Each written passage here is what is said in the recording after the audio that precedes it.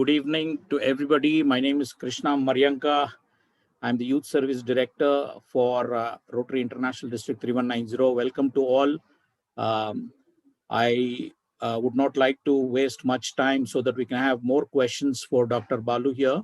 But I now request our beloved District Governor for Rotary International District 3190, skyrocketing Rotarian, BL Nagendra Prasad, to welcome all and also our guest speaker tonight. Thank you very much. Sir, over to you, DG Nagendra Prasad, sir. Thank you, Krishna. Our Director for Youth Service Director, thank you very much. I think today I've arranged excellent speaker, Dr. Balasubramaniam. Sir, I would like to tell you that I have met you. I have an office in Mysore. I keep coming, and I had met you during our visit of Kanchi Kamakoti Periyar when he was there. So one of the trips I was there, and I'm an ardent devotee of him, and also I'm managing his temple in Mysore. Oh, okay. Nice to meet you. Ram Mandir in Mysore. So in that connection, I had met you once along with our auditor Chandrasekhar. Yes. So it's very nice. And I know, I mean, before you read out his biodata, I know much about Balasubramaniam, the way he has sacrificed his life, I would say, for all the people, the downtrodden and staying in remote villages on whatnot he has done for the social cause. And he's a very great speaker, great experienced person. I know him well.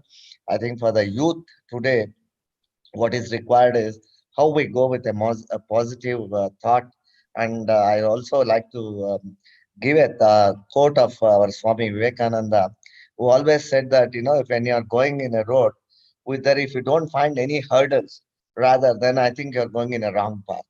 Friends, when we have to go through the rough times, we have to take the challenges and look at the opportunities, what is there beyond the challenges. Then, you get used to this life. Life is always like that. We come across many, many challenges. We need to know how to overcome the challenges and look for opportunities. Youth, I think most of us, we keep talking at home or even outside. ನಮ್ಮ ಮಕ್ಳಿಗೆಲ್ಲಾನು ಈ ಕಷ್ಟ ಅಂದ್ರೆ ಆಗೋದಿಲ್ಲಪ್ಪ, challenges ಆಗೋದಿಲ್ಲ, because they are not used to it. That is what we keep talking to all our children and our youth. So friends, I think today you're going to have a very great speaker. I welcome him with wholeheartedly on behalf of Rotary 3190. Thank you very much, sir, for accepting this.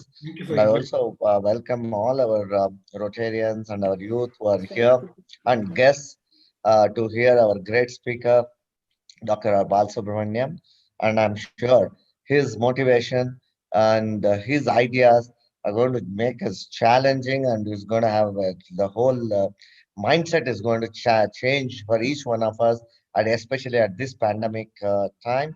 And sir, for your kind information, the Rotary 3190 or Rotary as such, the whole Rotary family as such in the whole world, they have been fighting this pandemic and doing a lot of services wherever and whatever is possible, each one, and including the Rotary clubs and the Rotary districts.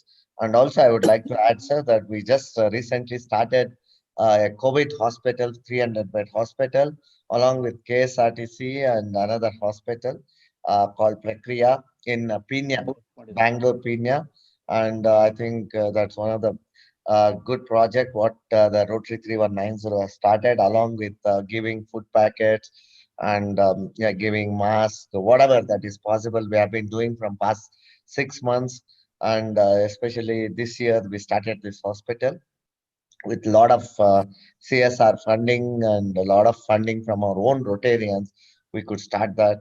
And I think with this, I would let us hear to our speaker, more to our speaker. Thank you very much, sir, and I welcome you once again on behalf of Rotary District 3190. Thank you. Back to you, Krishna. Thank you for having me. Thank you, sir. DG, sir, thank you very much. We could not see your video at all, probably because you had logged in from 2 accounts. So unfortunately, we could not see your video, but thank you for talking a little bit about Rotary 3190, the great activities that we are doing even under the COVID situation. Thanks to your leadership. I now request our Youth Protection Officer for Rotary International District 3190, my dear friend Shekhar Babu, to introduce our guest speaker, Dr. R. Balasubramaniam. Over to you, Shekhar. Thank you, Krishna. Good evening to all. ಎಲ್ಲರಿಗೂ ನಮಸ್ಕಾರ, ಶುಭ ಸಂಜೆ. ಇಂದು ನಮ್ಮೊಂದಿಗೆ ಇರುವ doctor Balasubramanya ಅವರನ್ನು ಸಭೆಗೆ ಪರಿಚಯ ಮಾಡಲು ತುಂಬಾ ಸಂತೋಷ ಮತ್ತು ಹೆಮ್ಮೆ ಆಗುತ್ತೆ. ಏಕೆಂದ್ರೆ ಸುಮಾರು 27-28 ವರ್ಷಗಳಿಂದ ಅವರ ಸಂಸ್ಥೆ ನಡೆಸ್ತಿರುವ ಶಾಲೆಯಲ್ಲಿ ನಾವು ರೋಟರಿಯಲ್ಲಿ ರೈಲಾ ಅಂತ ಏನ್ ಕರಿತೀವಿ ಆ ಕಾರ್ಯಕ್ರಮವನ್ನ ನಡೆಸ್ಕೊಳ್ತಾ ಬಂದಿದ್ದೀವಿ. Doctor Balasubrahmanyam, very fondly known as Dr. Balu, is a widely respected development activist, leadership trainer, thinker, and a writer. By qualification, Dr. Balu is a physician. He passed out from Mysore Medical College. Right from his childhood, he was very much inspired by one of the greatest leaders which this country saw, Swami Vivekananda. At the age of 19, Dr. Balu founded an organization called SVYM, Swami Vivekananda Youth Movement. ಆಗಲೇ ನಮ್ಮ D G ಅವರು ಹೇಳಿದಾಗೆ HD ಕೋಟೆ ತಾಲೂಕಿನಲ್ಲಿ ಟ್ರೈಬಲ್ಸ್ನ ಒಳಿತಿಗಾಗಿ ಸುಮಾರು 30 ವರ್ಷಗಳಿಂದ ಒಂದು ಹೆಮ್ಮೆ ಪಟ್ಕೊಂಡು ಈ ಕರ್ನಾಟಕ ಹೆಮ್ಮೆ ಪಟ್ಕೊಳ್ಳುವಂಥ ಕೆಲಸವನ್ನ ಈ ಸಂಸ್ಥೆ ಮಾಡುತ್ತಿದೆ. ಅದರ ರೂವಾರಿ ಬಾಲಸುಬ್ರಹ್ಮಣ್ಯ ಅವರಂದ್ರೆ ತಪ್ಪಾಗಲಾರದು. ದೆನ್ ಇತ್ತೀಚೆಗೆ ಆ ಸಂಸ್ಥೆ ಕರ್ನಾಟಕದ ಬೇರೆ ಭಾಗಗಳಲ್ಲೂ ತನ್ನ ಕಾರ್ಯಚಟುವಟಿಕೆಗಳನ್ನು ನಡೆಸಿ ಲಕ್ಷಾಂತರ ಜನರಿಗೆ ಸಹಾಯ ಮಾಡ್ತಾ ಇದೆ. After spending 3 decades, he pursued academic degrees in leadership, organization development, and public policy. He was the Frank H.D. Rhodes Professor at Cornell University between 2012 and 14. He continues to hold academic positions in Cornell and other universities. His books, Voices from the Grassroots and I the Citizen, are globally acclaimed. Sir, ಇವತ್ತು ನಮ್ಮ ಜೊತೆ ಯೂತ್ನ address ಮಾಡಿ ಬಂದಿರೋದು ನೀವು ತುಂಬಾ ಸಂತೋಷ. ಹೆಚ್ಚಿಗೆ ಸಮಯ ತಗೊಳ್ದಿರ ಈಗ ನಿಮಗೆ ಕಾರ್ಯಕ್ರಮ ನಡೆಸ್ಕೊಳ್ಳಕ್ಕೆ ಬಿಡ್ತಿದ್ದೀವಿ sir. Thank you Krishna. Thank you. Thank you Shekhar. Sir ನಮಸ್ಕಾರ. Namaste. Pleasure being here. Sir, thank you for coming back to speak to Rotary. Sir, first question ತಮಗೆ 19 ವರ್ಷಕ್ಕೆ ಒಂದು ಆರ್ಗನೈಸೇಷನ್ ಹೇಗೆ ಶುರು ಮಾಡ್ಲಿಕ್ಕೆ ಆಗುತ್ತೆ ಸರ್? ಸಾಧ್ಯನೇ ಇಲ್ಲ. ಅದು ಅಷ್ಟು ವರ್ಷ ಮುಂಚೆ ಇಂಥ ದೊಡ್ಡ ಸಂಸ್ಥೆ ಕಟ್ಟಕ್ಕೆ ತಾವು how are you able to do this? What inspired you? Kindly let us know, sir, a little bit about that. This is a question I keep wishing people don't ask me, but since you asked me, I'll spend some time. I don't think age really is really relevant for us when we think of doing something different. Basically, I've been a non-conformist all my life. I've always done things which others usually prefer not to do or tend to avoid. My journey in this space was complete accident. Typically, ಇಲ್ಲಿ ಭಾಗವಹಿಸೋರು ಎಲ್ರಿಗೂ ಕನ್ನಡ ಬರುತ್ತೆ ಅಂತ ಭಾವಿಸಬಹುದಾ ಅಥವಾ I have to speak in English? Sir, speak in mostly in English, sir. Of course, Kannada people are also here. Since we have multilingual participants here, we will focus on it. Of course, Kannada kuda artha agtade janake. Yes. Thank you. So, my first, the whole idea of doing something different actually started by an accident, by a very negative incident. I was wanting to join, as usual, like any young Bangalorean. I was born and brought up in Bangalore. So engineering was either medicine or engineering, a typical middle class dream. I had no aspirations of going into the forest or doing all this. It was simply ಎಷ್ಟು ಬೇಗ degree ಮಾಡಿ ಎಷ್ಟು ಬೇಗ ಹೊರದೇಶಕ್ಕೆ ಹೋಗೋಣ ಅನ್ನೋದೇ ಎಲ್ರಿಗೂ ಇರುವಂತ ಕನಸುಗಳೇ ನನಗೂ ಇದ್ದಿದ್ದು. I will be lying if I say I didn't have those dreams. But then since I tried for the IIT those days and I didn't qualify. So only option I had was to choose. Those days they were called RYSEs. They were not called NITs as of today. So I thought next best option NIT Suratkal, and I wanted to do computer science. That's when computer science had just come into the country and everybody was talking about it. Few colleges had introduced it. NIT was one of them. RYSE Suratkal. So I went there. I had 99.67% in my PCM. There was an entrance exam. So 1 mark short of the complete 300. But there's only one seat for general merit, and one of my friends, he had 300 on 300, so he qualified, and I was waitlisted one. Very disappointed, came back to Bangalore.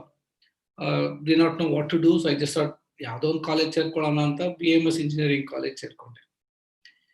ಹೋಗಿದ್ ಮೊದಲನೇ ದಿನ was possibly the milestone of my life. I was so badly ragged.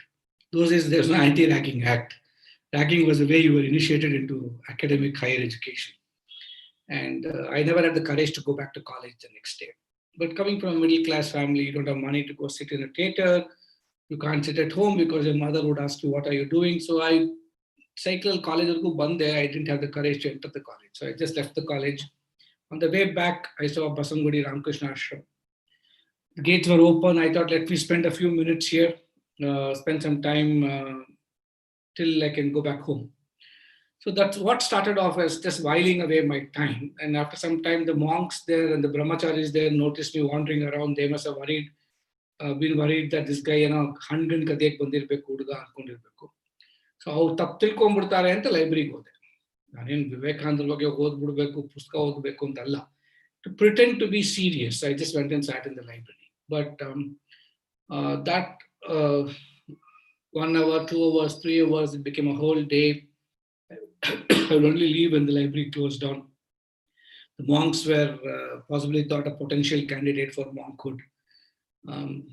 And they started talking to me, they started offering me lunch. I started spending a lot of time reading. In those days, the complete works of Swami Vivekananda came in 8 volumes. And I read them like I read any other novel or text or note or any other book, but I never really can say I understood much of it. It was just like reading it. But 2 books changed my life forever, 2 small books. And I think every young man of India should read those books. One is called His Call to the Nation. Another is called To the Youth of India. That changed my life. And sentences like, I do not believe in a God or religion which cannot bring a piece of bread to the orphan's mouth or wipe away the widow's tears. I said, this is the God or religion I want. At 17, I believe everybody is a communist. I was 17 at that time. All of us are communists at 17. We think the world can be equal, everybody can be fair, justice will always prevail. We all live in this fancy world of beliefs at 17. And I was no different. And statements like, I call every young man a traitor who, having been educated at people's expense, cannot pay the least heed to them. Highly inspirational, very touched. And one day when I was extremely inspired, he talks about go from village to village, go to the fishermen's at the cobbler's group, and how do you serve them and all that. So I felt very inspired. I told myself, if I get an opportunity to do something in life, this is going to be my life. I come home and I found a telegram. I don't even know how many young people here even know what a telegram is. Maybe they have to Google it up to find out. But in our days, that was how communication happened. So I had a telegram saying, join Mysore Medical College immediately. The telegram we have today is a different one, like your WhatsApp. I know. I should But be you're careful right. about using that word, Krishna. Right? Yes, yeah. And that changed my life. And I came to Mysore to do medicine. I never intended to be a doctor, but I thought this is that. And I do believe that message came to me not from the director of medical education, but I strongly believe it's a message from Swami Vivekananda. And it gave me purpose to life. It gave me meaning to life. And I've continued to discover Vivekananda each day. That's all I will say. So thank you so much for telling me about how it happened before 20 years. Sir, we will have more questions today than anything else. There are a lot of people who would like to seek your mentorship, a little bit of advocacy, because everybody is struggling for different kinds of answers in this situation. It's not just about COVID-19, even otherwise, in about nation building, in about how to help nation, in about what young people can contribute. Today's topic, that's why it was aptly chosen. Of course, thanks to Shekhar Babu and you. The aspect of alternative models for development for youth. Since, of course, I'll begin with a question that we have from your good friend. I'm sure you know him. It's a senior journalist, Ramakrishna Upadhyay ಅವರು ಕಳಿಸಿದ್ದಾರೆ question. Senior journalist ಅವರು ಕಳಿಸಿದ್ದಾರೆ. First book, I the Citizen. So I didn't know Upadhyay was there. Nice to have him here. ಇದ್ದಾರೆ. He's in the meeting. Sir, ಅವರೊಂದು question ಪ್ರಶ್ನೆ ಕೇಳ್ತಾ ಇದ್ದಾರೆ. India ದೇಶದಲ್ಲಿ politicians have kind of taken the political leadership for their own. They are not allowing anyone else to grow. That being the case, Upadhyay is asking, what are the alternate spaces left for youth leadership? How can youth become leaders in different spaces ಅಂತ ಒಂದು ಪ್ರಶ್ನೆ ಬರ್ತಾ ಇದೆ. Do you have any suggestions? Do youth have to be in politics to lead the country? That's the question we have. Let me clarify. I think it's an excellent question and gives me the right space to start off my answer from. I think we need to clarify there's a difference between what people traditionally and intuitively understand as being a leader. Now, I don't even believe in that word leader. The noun form does not exist for me. I think every one of us has the opportunity and the potential to exercise leadership. Exercising leadership is very different from being a leader. Now, leadership, as I believe, the definition of leadership is not connected to power, it's not connected to position, not connected to authority. Obviously, if you have power, authority, and position, you can lead very well. But we all make this mistaken, there's an intuitive understanding, which is a mistake, that if a CEO of a company or the Prime Minister of a country or the Chief Minister of a state are all leaders, I think that's a very wrong understanding. They all have the opportunity to exercise leadership. Some of them do, some of them don't. And you don't have to have position to exercise leadership, nor does it mean that everybody in position exercises leadership. So how would I define leadership? I would like to give two different ways of understanding leadership. Both mean the same, but I'll present it in two different ways. I strongly believe leadership is an activity. It's about doing something. My understanding of leadership comes from the Bhagavad Gita, from the Karma Yoga, the chapter 2. So where leadership is an activity, it's about action. And why do you act? Why do you do it? It's about an activity of doing what? It's an activity of mobilizing ourselves and others around us for something which is societally constructive. And the moment you start doing it, you assume that you'll be successful. No, the end outcome or the output cannot guide us or inspire us. The traditional consumerist economic incentivized societies always looks at the end, looks at what do I get after this. It's a very transactional approach. But the way I look at it, leadership is a spiritual journey. It's about mobilizing ourselves and others around us to do something societally constructive amidst enormous uncertainty. And that's exactly those are the kind of people who can survive in the kind of crisis that we are today. If you decide to mobilize yourself and others around you and decide to do something societally constructive, and that is enormously powerful.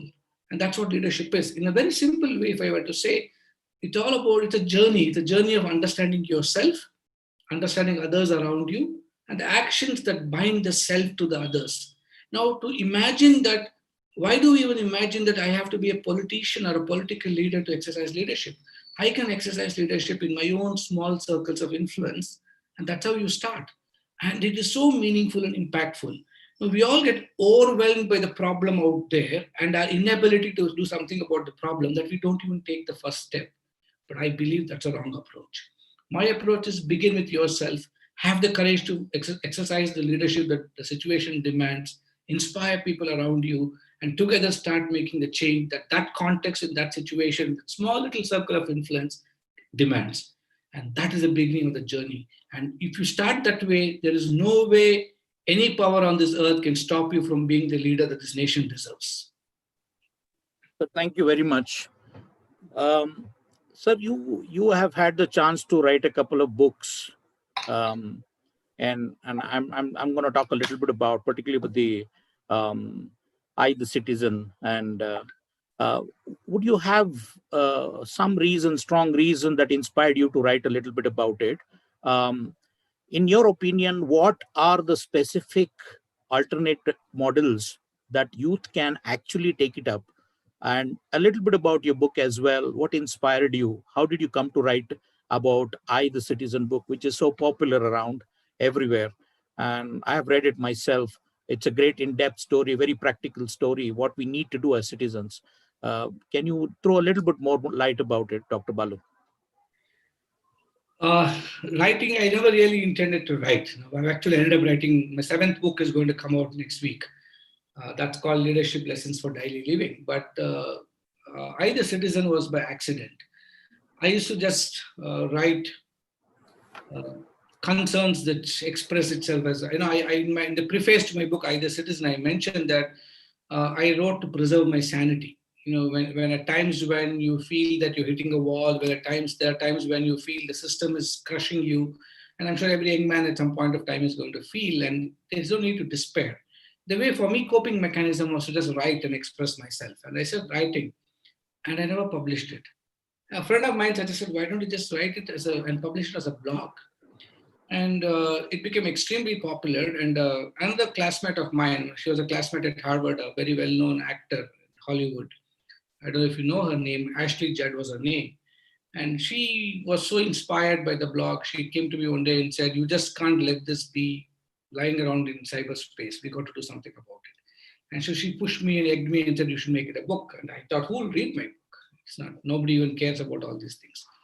But I was pleasantly proved wrong. And so I felt, okay, maybe, and then a lot of people convinced me that these ideas of development are counterintuitive because people believe human development is all about income growth. Now we measure development in econometric terms. It's about $1.90 or $3.20. And we're always looking at a $5 trillion economy and all this kind of consumeristic nonsense that gets filled up into the space every day, and which is completely unsustainable. Now, that kind of an economic growth is not sustainable for this world. Today, the COVID crisis is a product of that kind of thinking, where we just simply ignore the planet. We simply ignore all the other parts of of creation that are around us. And we start believing that the creation has to be human-centric, where we don't see ourselves as just one part, one speck in the dust, a speck of dust in the whole ecosystem.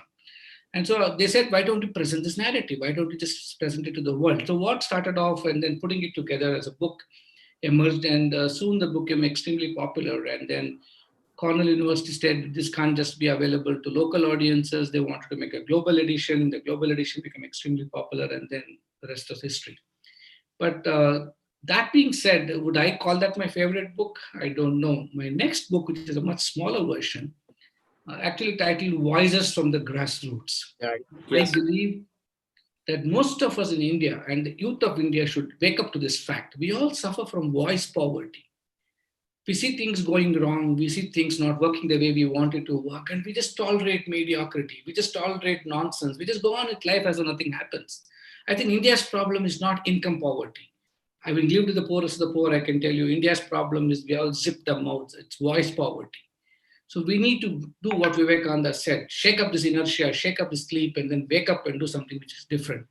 And that's what, and ordinary people expressing their voices in extraordinary ways is what is Voices from the Grassroots. And that's how I began to write, and soon realized that my books did have an audience. I never expected that.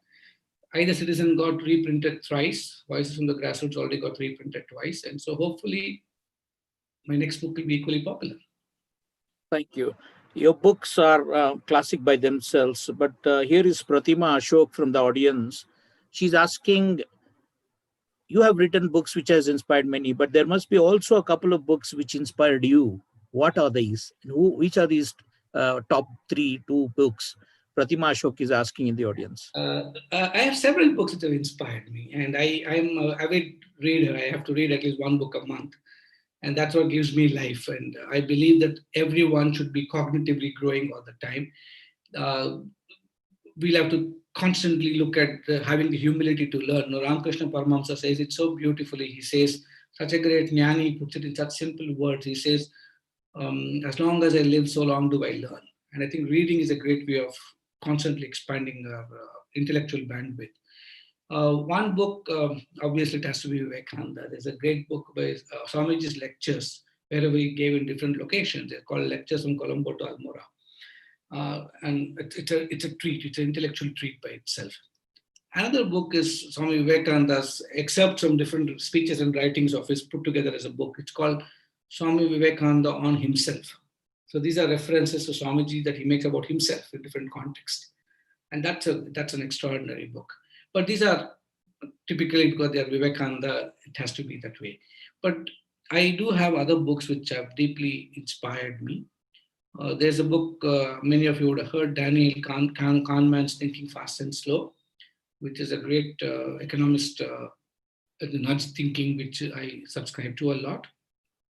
There are also Eckhart Tolle's book, Stillness Speaks, which is something which, and A New Earth, which are great, fascinating books which I keep reading and rereading all the time.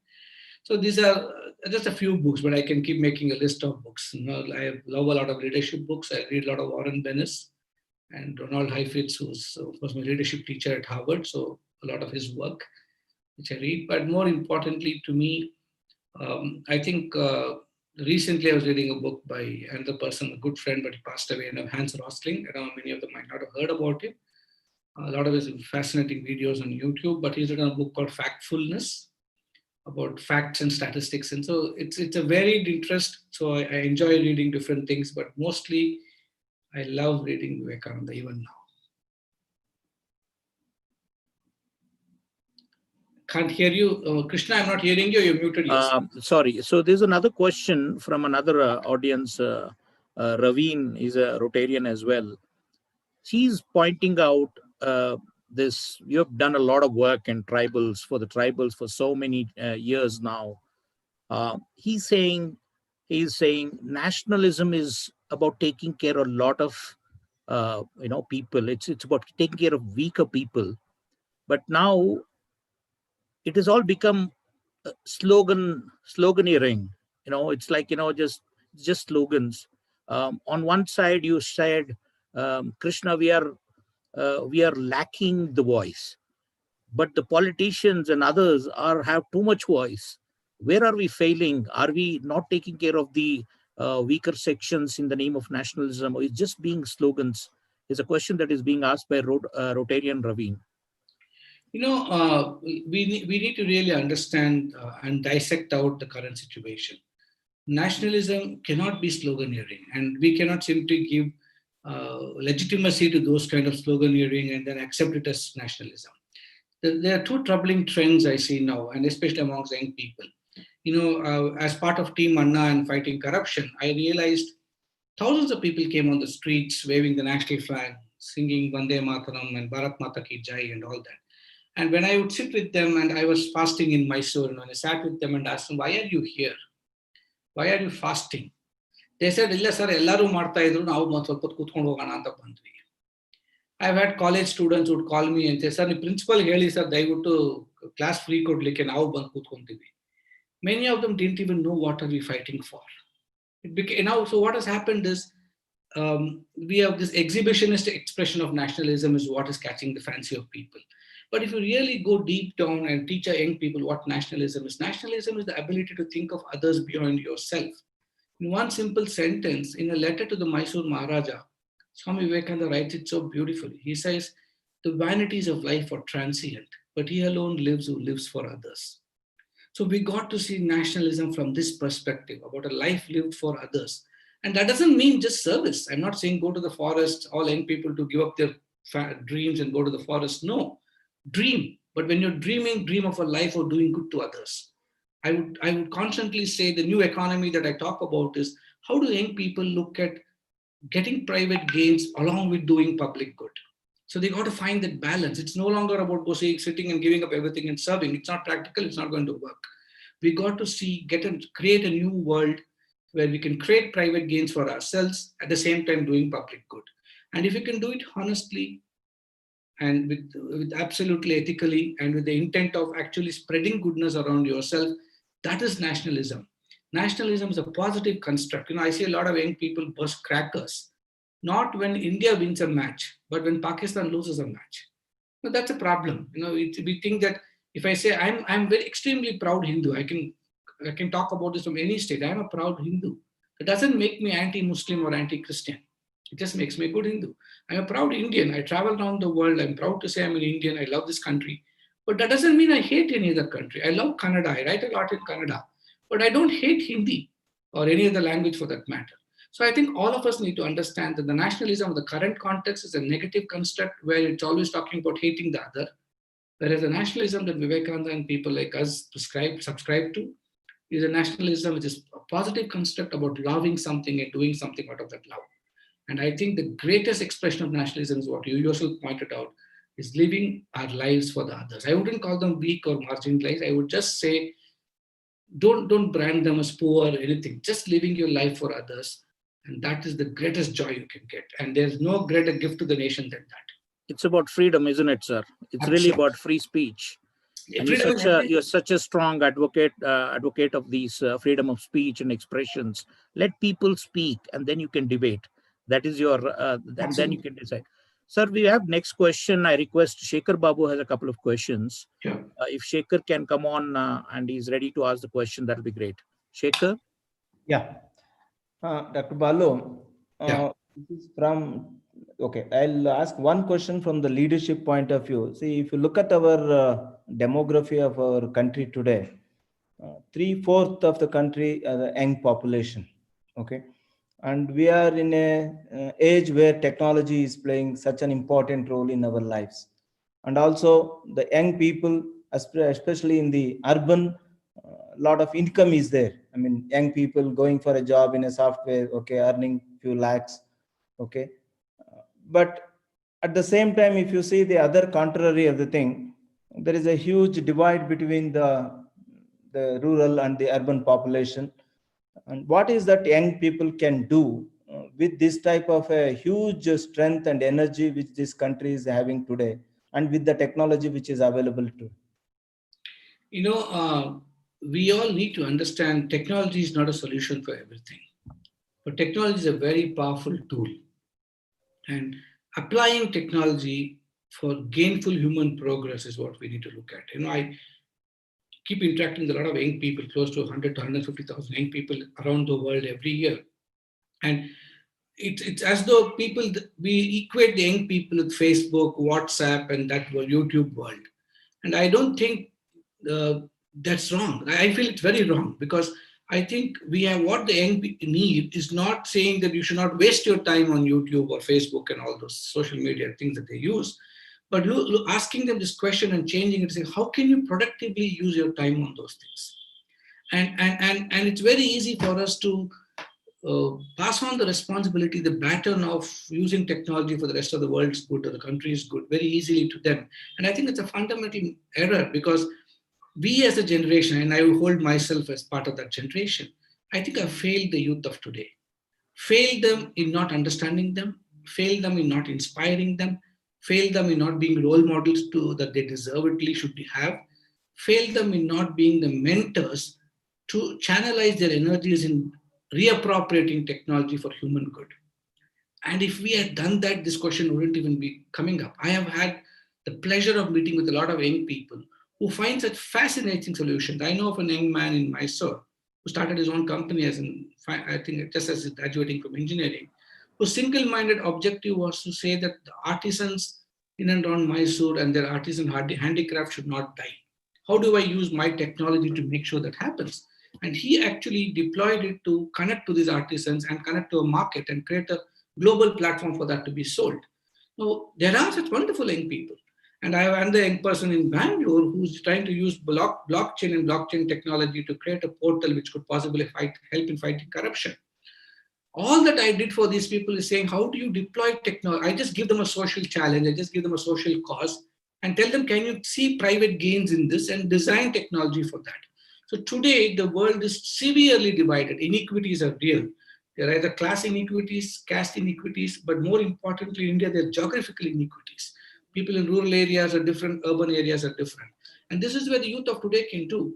I have had a young man from IIT Chennai who joined me 10 years ago, and he does such wonderful work in making sure technology is deployed through various means to ensure every rural child that we're working with has got a tab in which there are preloaded lessons which are pushed into it. And today those children are doing phenomenally well. Hundreds of children have become doctors, engineers, veterinary doctors, chartered accountants, and different things because of this kind of way he deploys technology to take education to rural India. So I think all we need to do is show them the problem and not tell them how to work out the solution. I think they're very intelligent. Respect their intelligence, give them the space, and you'll be surprised at what these young people can do. So my belief, my faith, like Vivekananda said, is the younger generation of India. I really believe that we can't simply talk about them like fashion statements, but have the courage to trust them. For God's sake, let's not tell them how to do things. I think they don't like it. What we need, and we don't know even, we will be giving them the wrong answers. We can just tell them what the problem is. And some of the young people I work with have such wonderful design thinking principles that they deploy and come up with such fascinating solutions. Some of them might be wrong. Well, we can be worse, right? So I believe the digital inequities is a problem that they themselves can address. Several of them are working in this direction. And I only say, if we have the courage to trust and respect the young as something more than our equals, not just as an equal, but something more than that, I think there's an enormous potential for this country. And that is the kind of leadership India needs now. A leadership which allows them to take risks, trust their enterprising qualities, trust their restlessness, trust their constructive expression of energies, and allow them to make the mistakes that we would have also otherwise made. We would have done, yes.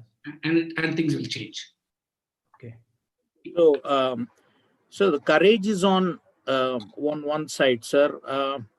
I have a young audience here by name Shashank Hoysala.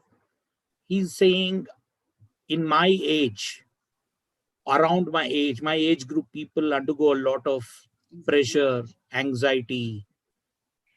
How do I mean, if you were to whisper a few things to the young lads of this country, both the girls and the boys, the youth of this country, in terms of pressure, anxiety, and the challenges, how to handle this, would you have a few things that you want to say to them? I think they need to stop and ask themselves, how did this pressure come? How does anxiety come? Am I borrowing the pressure and anxiety from my parents and from all the people around me? Or am I constructing my own world? I'm not telling young people to be a rebel or revolt and run away from their homes. All I'm saying is, for too long, you've been leading a lives of being led.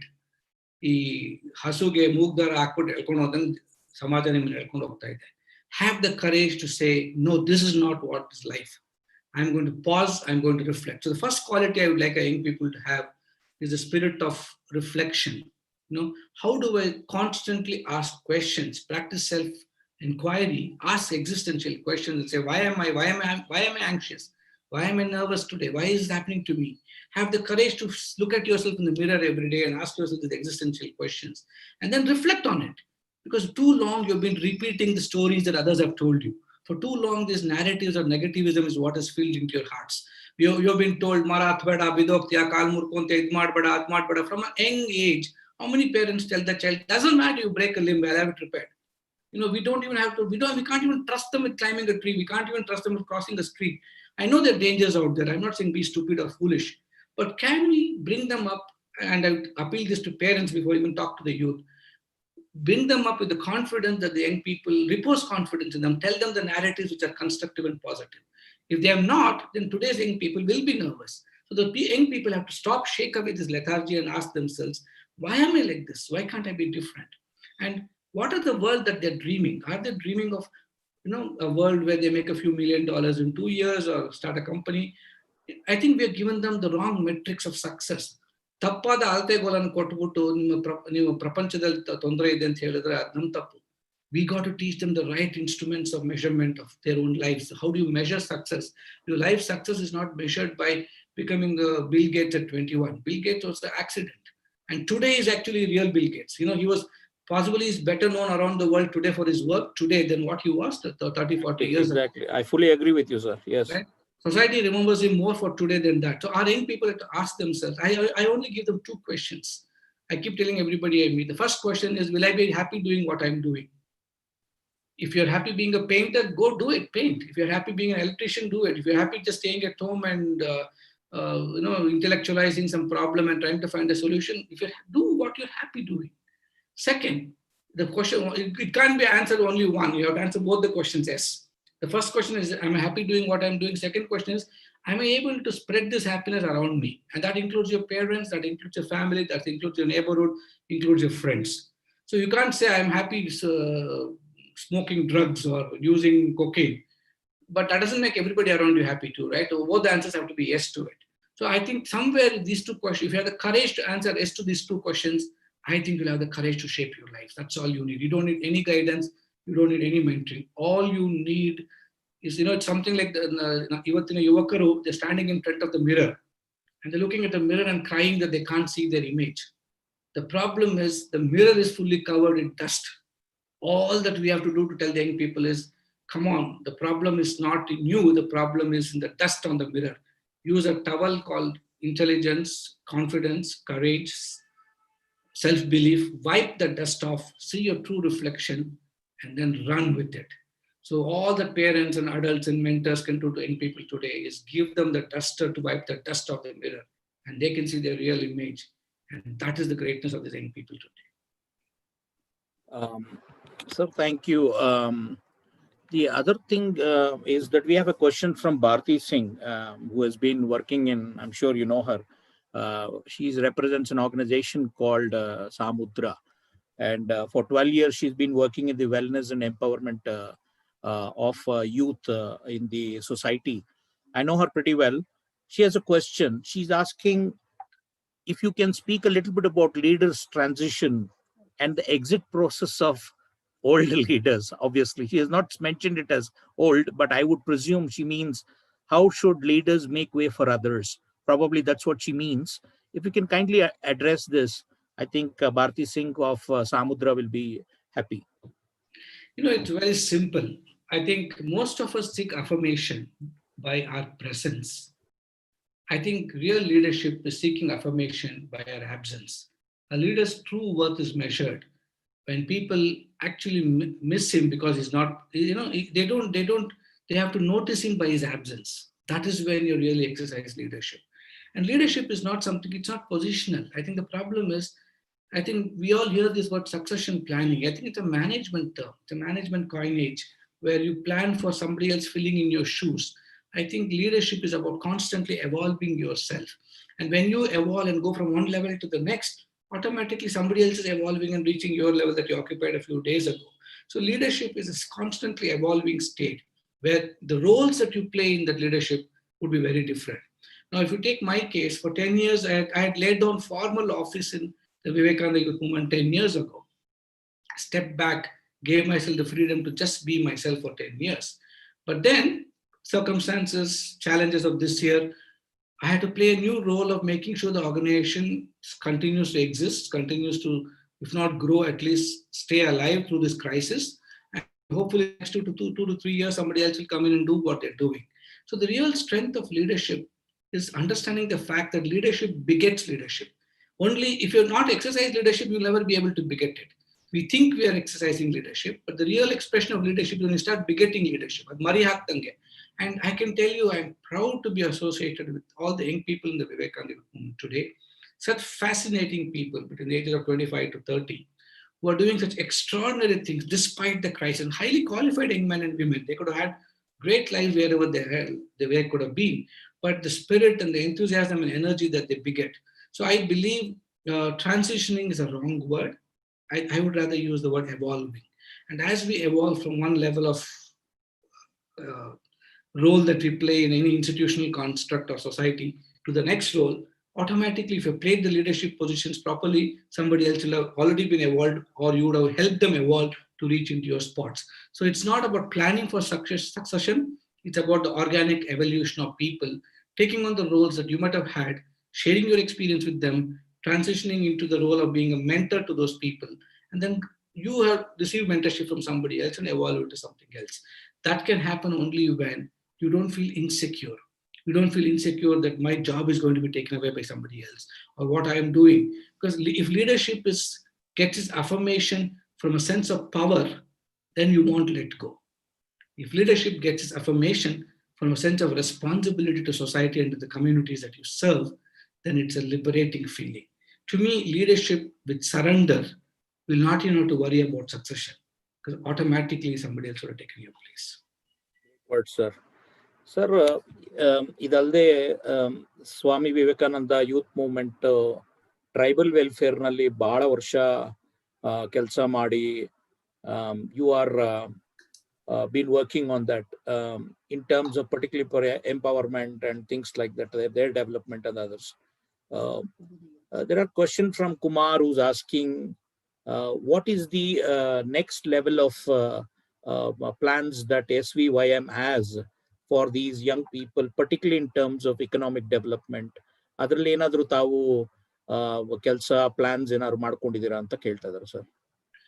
I'll just take a minute to explain to Kumar that what is development. Like I started explaining at the beginning, to me, it's not mere income growth or economic sustenance alone. To me, development is a constant expansion of human capability.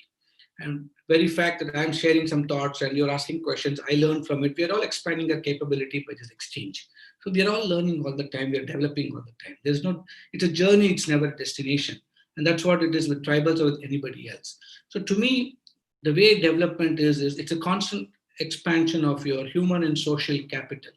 And that will have extraordinarily powerful economic consequences. Now, development is generational. So it's taken 20, 30 years to build young people today from a child those days. Many of the children who I delivered their mothers are young people and parents of children today. So it's a journey. It's a journey where today we are working at their human capital has grown, their social capital has grown. Now they are ready for economic consequences. So sometimes when some of you are free, if you can come to our areas, you can see some of the girls who were, and some of them actually were delivered, their mothers were delivered by me. I've seen them from birth to what they are. These young women today are actually owners of their own food processing unit. They run their own food processing unit, make different products out of ragi. Some of them, during this COVID crisis, these women run their own garment unit. They redeployed all their energy into making masks and selling them at a nice rate.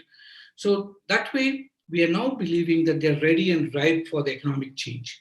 And I am focusing a lot on entrepreneurship and development, because entrepreneurship, I think, is much more constructive and paying. It brings out real leadership in every one of you to actually express yourself to your full potential. I'm not saying working for somebody is wrong or being an employee is wrong. I don't mean all that. I only say there's a better opportunity to express yourself completely, totally, and exploit your potential, if I can use that word. And that's what we're looking at young people today. So we're looking at different areas. Some of them could go into nursing, some of them go into medical field, some of them get into retail marketing, some of them are getting into garments, some of them are getting into food processing. We're hoping to start a cluster of food processing units across HT Kote. Some of the places, in other places, we're looking at different options, but I believe we have to look at economies, especially in the rural countryside, economies whose markets exist in urban areas, but which are producible in rural areas which is low intensive technology, but at the same time, high quality product. We have chosen food processing because everybody needs to eat, and ragi is a fashion statement and fashion food. So there's a huge market which pays fashionable rates for us. ನಾನು ತಮಾಷೆ ಅನ್ಸುತ್ತೆ, ನಮ್ಮ tribal ಹೆಂಗಸರು ಹೇಳ್ತಾರೆ ನನಗೆ, ಉರಿ ಇಟ್ಟು ಏನ್ ಸರ್ ನಮ್ಮ ಮನೇಲಿ ಮಾಡೋ ಉರಿ ಇಟ್ಟು ಇದನ್ನ ನೀವು ಚೆನ್ನಾಗಿ ಪ್ಯಾಕೆಟ್ ಹಾಕ್ಬಿಟ್ಟು ಇಷ್ಟು ದುಡ್ಡು ಕೊಟ್ಟು ತಗೊಂತಾರಲ್ಲ ಸರ್, ದಡ್ರು ಇವರು ಅಂತ. ನಾನು ಹೇಳಿದೆ, ಆ ದಡ್ರಿಂದಲೇ ನಡೀತಾ ಇರೋದು, ಬೈಬೇಡಿ ಅಂತ. So that is the reality. So we have to look at what can piggyback into urban economies and how do we sustain it. The reality of India today for all the young people is most of you might be from cities. To give an example of Karnataka, Bangalore produces, it's close to the Bangalore share of the state GDP is 70%. Isn't it unfair? 1/6 the population generating, controlling, and managing 70% of the state's wealth. And that is why when COVID hits Bangalore, everybody is nervous. But there's a rest of the state too. Instead of celebrating Bangalore, I would be ashamed of the rest of Karnataka. What has our leadership done? What has our systems done for ensuring that the rest of the state only contributes 30%? So this is a challenge for all the young people watching this. Can you take this as a problem? And can you ask yourself, what can you do for rural Karnataka today, where you will inspire others in rural areas to join hands with you and bring in an enterprise which can alter the economic scenario of those rural areas? Thank you. Shekhar, you have the next question. Yeah. Balu, ಒಂಥರ ಅರ್ಥ ಆಗದ ಇರೋದು ಅಥವಾ ಒಂದು alternative development ಬಗ್ಗೆ ಯೋಚನೆ ಮಾಡುವಂತ ಒಂದು ದಿಶೆಯಲ್ಲಿ, ಒಂದ್ ಕಡೆ ನಾವು 6th or 7th largest economy ಅಂತ ಹೇಳ್ತೀವಿ, ಒಂದ್ ಕಡೆ ಇಸ್ರೋ ಚಂದ್ರಯಾನ ಇರ್ಬೋದು ಅಥವಾ ಮಂಗಳಯಾನ ಇರ್ಬೋದ್ರ ಬಗ್ಗೆ ಮಾತಾಡ್ತೀವಿ. ಆದ್ರೆ ಇದೇ ದೇಶದಲ್ಲಿ ಒಂದು ಸ್ವಚ್ಛವಾದ ಒಂದು ಕುಡಿಯೋ ನೀರಿನ ವ್ಯವಸ್ಥೆ ಇದಕ್ಕಾಗ್ಲಿ ಲಕ್ಷಾಂತರ ಅಲ್ಲ, ಕೋಟ್ಯಾಂತರ ಜನಕ್ಕೆ ಇರೋದಿಲ್ಲ. ಅಥವಾ ಒಂದು ಗುಡ್ ಎಜುಕೇಶನ್ ಇರ್ಬೋದು, ಅಥವಾ ಒಂದು ಬೇಸಿಕ್ ಟಾಯ್ಲೆಟ್ ಇರ್ಬೋದು. ಒಂಥರ ತುಂಬಾ ಕಾಂಟ್ರಡಿಕ್ಟಿಂಗ್ ಆಗಿರೋಂತ ಒಂದು ಇದೆ. ಒಂದ್ ಕಡೆ ನಾವು ಹೆಮ್ಮೆಯಿಂದ ಈ ಡೆವಲಪ್ಮೆಂಟ್ಸ್ ಬಗ್ಗೆ ಅಥವಾ ಗ್ಲೋರೀಸ್ ಮಾಡ್ತೀವಿ, ಇನ್ನೊಂದ್ ಕಡೆ ಇದ್ ನೋಡಿದ್ರೆ ತಲೆ ತಗ್ಸುವಂತ ಇದಿರುತ್ತೆ. What is your take on this?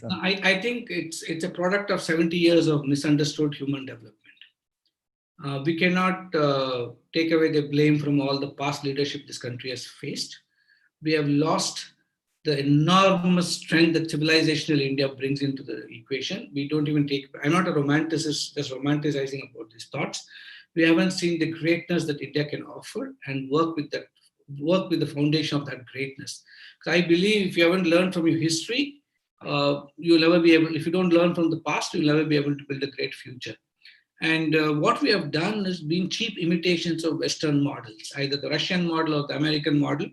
I think the answer lies midway. We need to have an Indic version of human development, an Indic version of development which is fair, just, and equitable. Is it possible? I think it's absolutely possible. And some of these models have been tried around the world. Some of my own students have taken it to different countries and they become ministers of their country, and it's reasonably successful. So what exactly do I mean? You know, what are the nuts and bolts? I think what we need to look at is creating a new economy. I call it a new economy because we need to start thinking about it. Now, we look at traditionally as a government, as a public sector, and we call it the first sector. We look at corporates and we call them the second sector, the private sector, because we always believe that they can bring in things which we need. We look at the NGO sector and one of the words used is third sector, right? But now I'm looking at the fourth sector, a sector which takes the best DNA of these three sectors, a sector which brings in the efficiency of corporates, which brings in the social commitment and passion of NGOs, and the public obligation of the public sector. And together, it creates a hybrid version, a hybrid model, where these people, that is the model we need. And this has to be done by us in multiple ways. To give a small example, I know a lot of young people are there. How many, if I were to ask a question, each one of you, how many pairs of jeans would you own? Simple question. All of you wear jeans, I know. How many pairs of jeans would each of you own? I don't know if Shekhar would like to answer on their behalf. Or Krishna? I can answer myself, sir. Yes. How many pairs of jeans, Krishna? About 10. 10 pairs of jeans. Krishna is honest.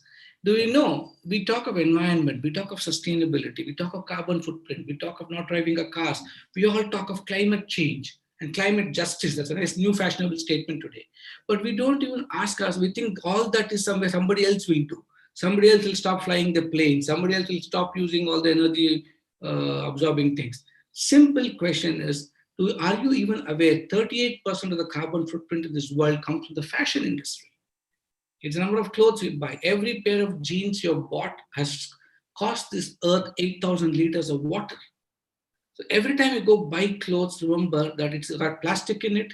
It's got some process which is water intensive. So we are constantly consuming. A lot of water also, a lot of water. A lot of water. We're constantly consuming, but we never ask this question. So we think, how can you change India? How can you change the world? Well, you can change by changing yourself.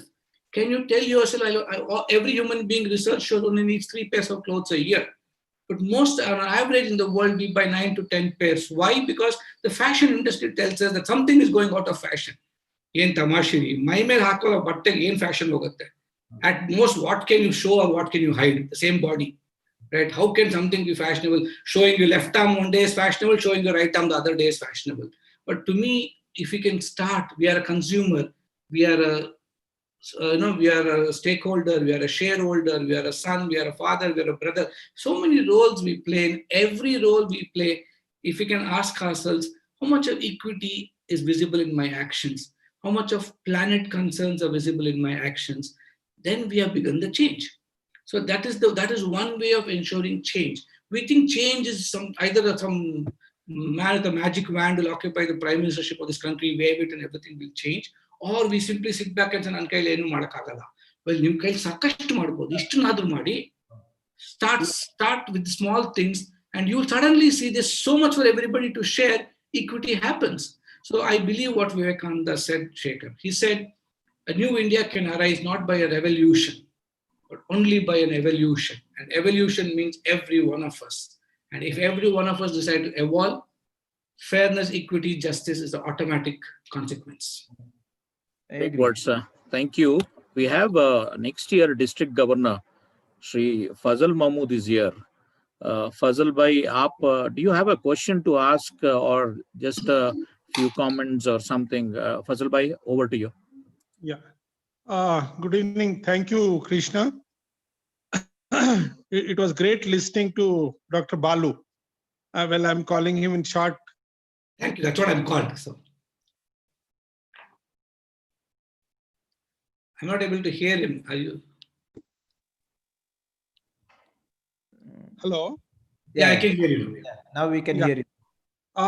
Sir, we need people like you in urban, not in tribal. Yes, sir. I think we need a lot of inputs from you. The inspiration we got in this short time, I think it is excellent. And you are talking about the hatred and all about that. Yes, we feel about disposition. We lost you, Fazal. A great. Krishna, can you Hello? please repeat what you said? Yeah. Sir, there's a voice break in you, Fazal bhai. आपकी आवाज में थोड़ा रुकावट है. Can you please ask again? Yeah. Sir, don't you feel the present disposition with its narrative is disintegrating our great country with rich culture and high ethical values for the past history? So you can bring back which was there about probably 10, 15 years back when we grew as children. And what are we giving to the next generation? Are we giving them peace and harmony, or are we creating hate amongst ourselves, sir?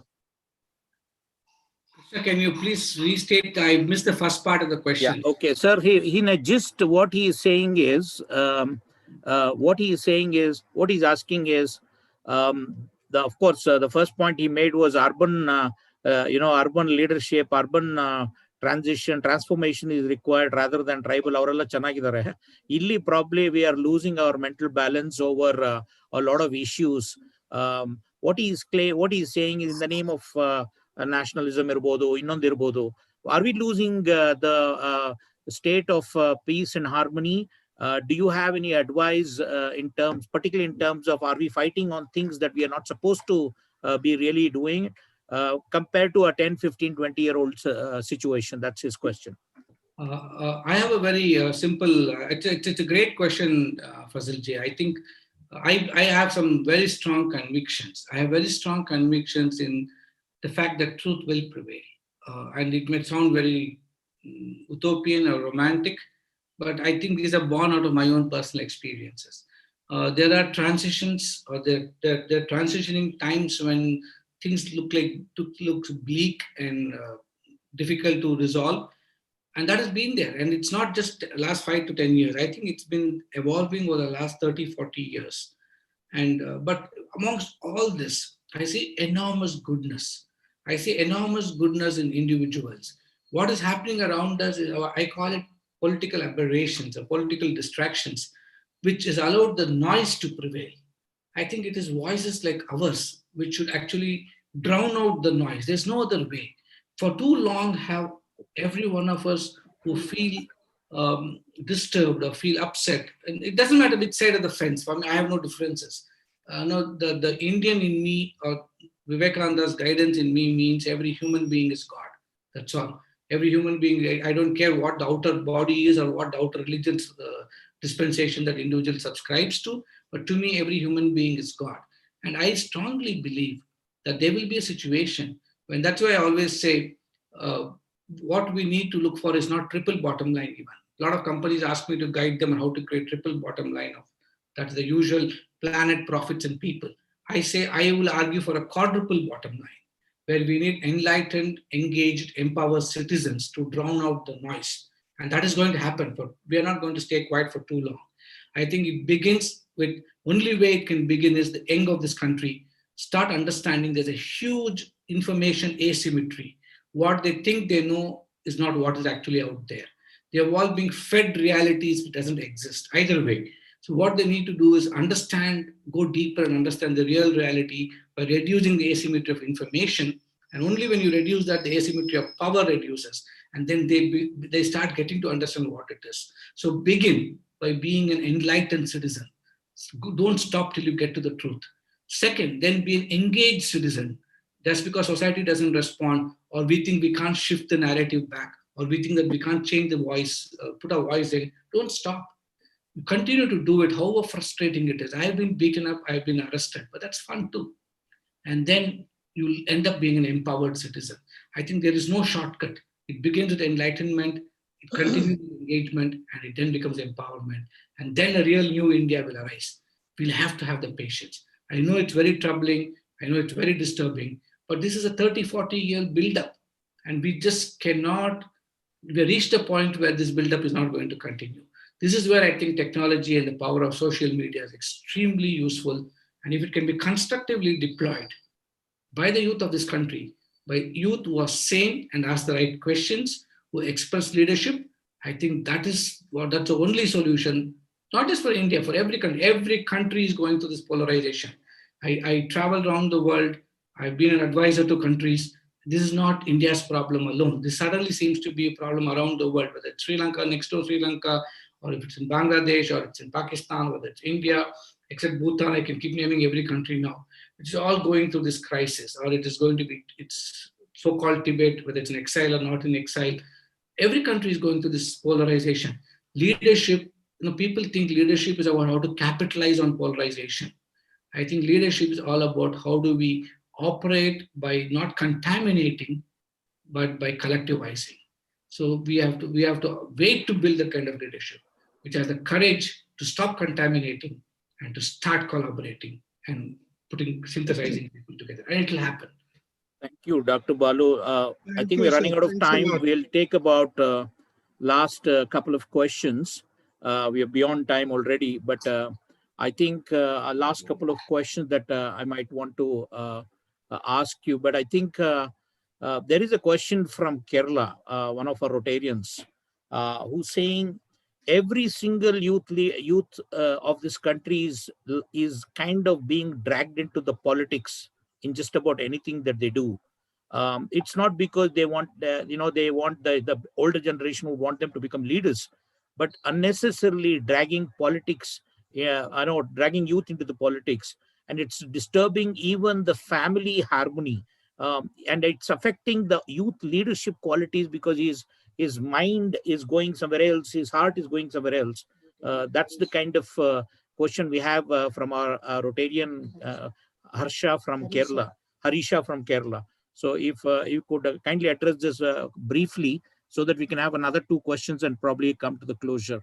I know that people would love to listen to you, but I think beyond time. Thank you. Need to go to Rotarian Harisha. I think I'm the wrong person to be asked that. I would love every young man to be dragged into politics, but nobody is immune to politics. The moment you're born as a citizen, if you say I'm a citizen of this country, you're already political. I think we can't treat politics as a dirty word. The problem is we have been tolerating mediocre politics. We have been tolerating trashy politics. We want the young of this country to become political. And when they become truly political with the enlightenment that the politics demands, then we'll be fashioning a great country. So don't stop your children from getting into politics, but teach them politics needs to be ethical. Teach them politics is about serving the other. Teach them about politics about unifying and not separating. That is the politics we need. And I would love every young man to be there. Thanks. We have Frank here, your college time friend, Frank Coelho from St. Frank Coelho, is it? Yeah, Frank Coelho. Wow. And he's waiting. Can we get Frank on the speaker, on the unmute mode? And if we can, Frank, do you have a question to ask, my friend? Hi, Balu. First of all, hi, long time. Hi, Frank. I'm not his college mate, I'm his schoolmate. We spent school together. 10 long years. How are you, Balu? Doing good. Good to see you. The same old cheerful Frank. Same, likewise, you are too. I'm sorry I could just cover to the half of the program because I was already attending some district meeting going on. And I had a simple question. Today, as an architect, I have also turned into an entrepreneur, as a builder and as a developer, and we do a lot of construction now. But today, youth, if I look at it in a very broader perspective, the post-COVID season, we find a lot of disarrangement, disarray, and a lot of skewed out kind of youth, which is not the same as what they were pre-COVID. Post-COVID, there's a lot of uncertainty. What, according to you, do you see a new paradigm with the youth going forward from now, so that it could be a kind of a measure or a path that we can, tell the youth? Frank, I think I don't see COVID as a problem. Unfortunately, all of us have been presented COVID as a problem. It is a challenge. It's a health challenge. Being a doctor, being a public health expert, I know it's a huge health challenge. But I think we should present it to the youth of this country that COVID is a great opportunity. And the resolution of COVID is going to actually demonstrate how if they can capitalize on what they have, they're going to be great. Now let's look at pre-COVID. I don't agree with you, they were better off pre-COVID. Pre-COVID, we trained a generation of young people by celebrating competence as something great. You get an A+, you're great. You get first rank, you're great. You crack the NET or the IIT, you're great, right? We have defined competence as something which gives you the toolkit to survive in a highly competitive economic atmosphere. COVID has changed all that. COVID has demonstrated how incompetent we are. COVID has demonstrated how vulnerable we are. Where have we built our youth to operate in zones of incompetence? Where have we taught our youth how to be vulnerable and strong? Where have we taught our youth that in humility lies the great courage to learn? We have never taught them all that. So I believe this is a great opportunity to remedy the situation and tell the youth what does post-COVID need. Post-COVID needs an ability to deal with uncertainty. Post-COVID needs an ability to take risks. Post-COVID needs the ability to be enterprising and also failing. You can actually blame the ecosystem for your failure. And it gives you that liberty, that freedom.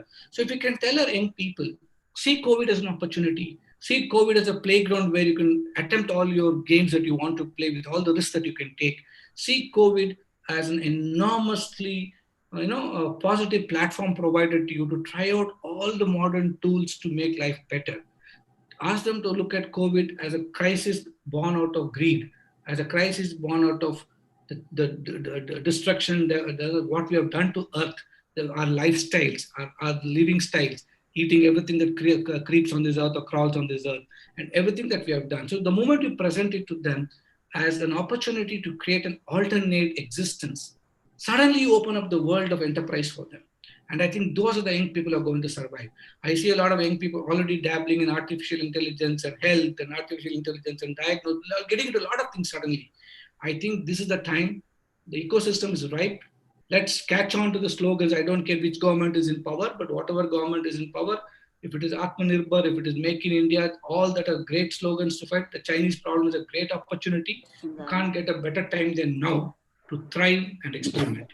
To give them the ability to experiment, and that's all you need, Frank. I think our generation taught us how to look for security. Teach our young people how to thrive amidst insecurity, and you have the answer. Thank you very much, Frankie, for the question. Dr. Balu, maybe the last question tonight. Thanks, Balu. We have 20 other questions, which I will forward it to you a bit later. At least 20 questions, sorry, which cannot be answered today for various reasons. Or, I mean, there's no time. That's about it. We have a strange thing. Of course, this is a question, probably the last but one. We have situation. I mean, you're speaking to a lot of the young Rotaractors who are here, young Rotarians, older Rotarians, all the. You've seen Rotarians, Rotary for a very long time. Do you have some specific message for the young Rotaractors who are as a part of the Rotarian? And there's another one that's saying that I'm just trying to mix the question, should most organizations like Rotary, including other social organizations, should they have their tenure of leadership only for 1 year, just like the way Rotary has? That's a question from Unni from Rotary Bangalore Southeast. Thank you very much. Yeah, I think let's clarify, Unni, your tenure is just a position. It is not leadership. The moment you accept the Rotarian, the four things, the test of a Rotary, or what are those, is I see that board, are you this, are you that, no, the lovely things that you put up.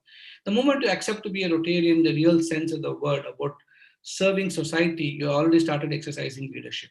But don't confuse this with positions that you occupy in the Rotary Club. They are just positions, and that can be over in a year's time.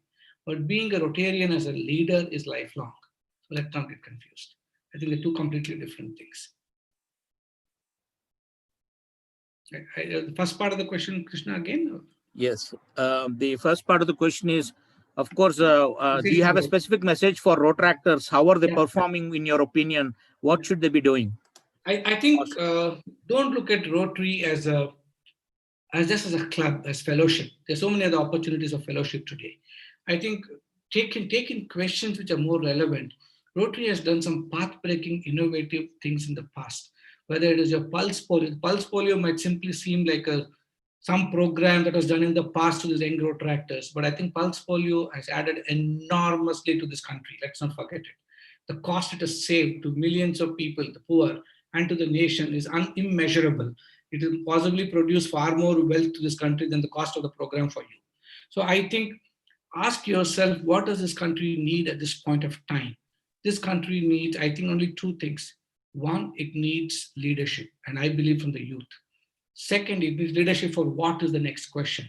Leadership to refashion a new country which doesn't carry, like what Fazal was saying, all the baggage that we have created for ourselves. The leadership with the courage to change and alter the course of what India's destiny should actually be, should take us towards that destiny, and be that courageous leaders who are leaders of enterprise. I believe be leaders of social enterprises, which only Rotary can bring in. So if Rotary can bring in a mass movement of social entrepreneurs, I think your contribution to this country, and social entrepreneurs who find solutions for society's problems in a more constructive, organized, financially viable way. A society which is not going to be driven by philanthropy and charity, but a society which is going to be driven by human enterprise and innovation. If you can create that kind of young people among Rotary actors, I think they'll make Rotary Club redundant, because they'll make the whole world a fascinating moment of change. Balu, the last question for the day, I'm sure, because still got many questions. We are very beyond, beyond the time.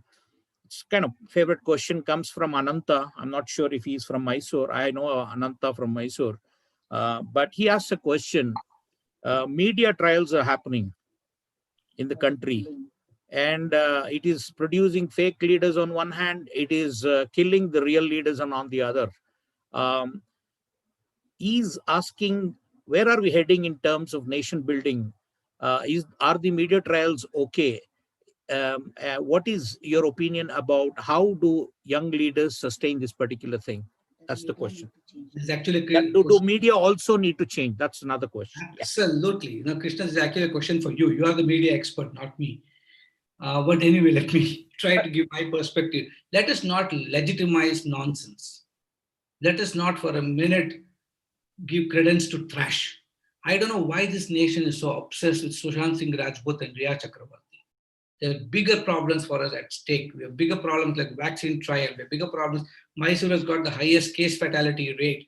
Bangalore's COVID is spreading like nobody's business. We have greater challenges to address. We have a mob which went amok in Bangalore, which cannot be allowed. We don't seem to separate law and order from religion and politics. It's a big concern of this country. So we have bigger issues to worry about.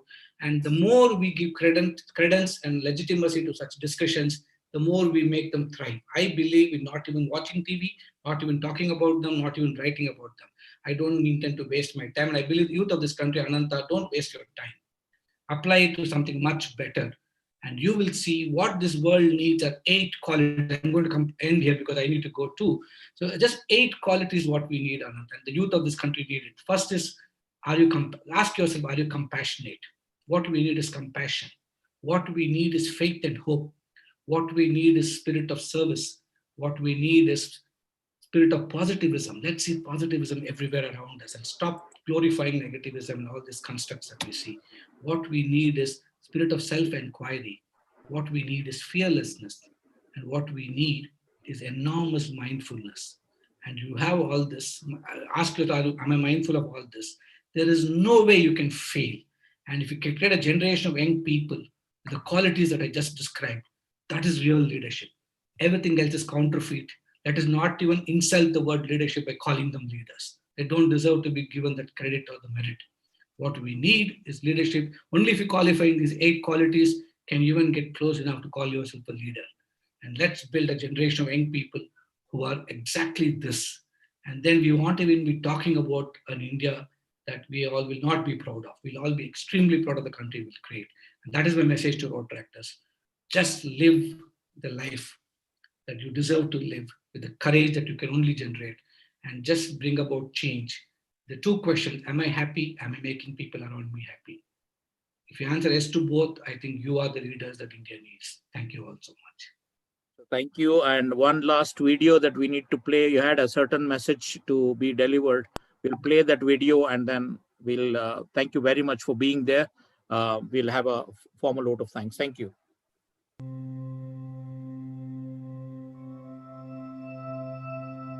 There are extraordinary people in this earth who normally we see them as very ordinary. Each of these people have a story to tell. Each of them have an experience which can change our lives. And a lot of my life has been influenced, changed, and evolved because of these several experiences that I had with people who lived at these grassroots, whether it's tribals, rural, or urban poor. And these are captured by me as stories and anecdotes and lessons that we can all learn in voices from the grassroots.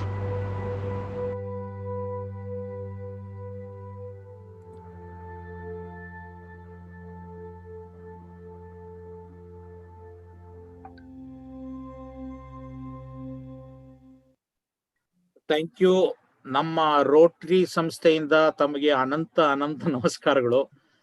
Thank you so much for making time. I know this could have gone for another 30 minutes easily. Maybe another session, another time. Thank you so much for making time and letting us know how else can we live in this world.